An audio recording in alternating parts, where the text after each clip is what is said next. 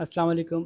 हम Cambridge O level mathematics की complete course की वीडियो सीरीज़ के सिलसिले में एक और वीडियो के साथ हाज़िर हैं और ड्रीस सिम्पसन की बुक हम फॉलो कर रहे हैं कंप्लीट सीरीज़ के लिए इस सीरीज़ में। और उसके चैप्टर 6 में एक्सरसाइज 6.1 के साथ आए हैं जिसमें कि हम ज्योमेट्री की बेसिक्स देखेंगे अभी। तो ये बहुत ही बेसिक और बहुत ही आसान एक्सरसाइज है, शुरुआत करते हैं। सबसे पहले तो उन्होंने कहा measure angle A to F shown below and check with the answer in the back of the book to make sure that you have the correct measurements. तो बस कुछ भी नहीं करना इसमें, आपको सिर्फ ये देखना है कि इसका एंगल कितना है। ठीक है। अब हमें ये पता है कि any angle which is less than 90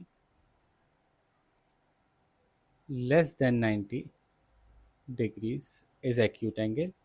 Any angle that is equals to 90 degree is right angle. Any angle that is greater than 90 and less than 180 is obtuse angle.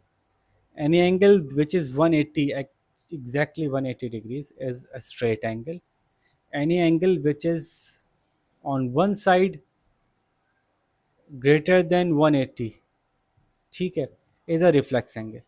ठीक है, एक साइड से। अच्छा, एंगल देखें तो हमेशा दो लाइंस जो हैं वो एक से ज़्यादा एंगल बना रही होती है ना। तो अगर हम सिर्फ इसी पॉइंट को हम जॉइनिंग पॉइंट करार दें तो ये भी देखें, ये भी इसका एक दूसरा एंगल बन रहा है पीछे से। तो ये रिफ्लेक्स एंगल कहलाएगा। रिफ्लेक्स एंगल इसको कहते हैं इसलिए कि ये इसकी इसकी जो डायमेंशन है मेजरमेंट की वो अपोजिट है, दूसरी तरफ से। नेचुरली हम वहाँ से एंगल मेजर करते हैं जहाँ से कि छोटी साइड होती है। ठीक है। खैर, तो अगर एंगल जो है 180 से बड़ा है जिसको कि मेजर किया जा रहा है तो वो रिफ्लेक्स एंगल कहलाएगा। इसी तरह से अ कंप्लीट टर्न इज़ के ये यहाँ से लाइन शुरू हुई और ये एंगल बनाते बनाते बनाते वापस यहीं पे आ गई।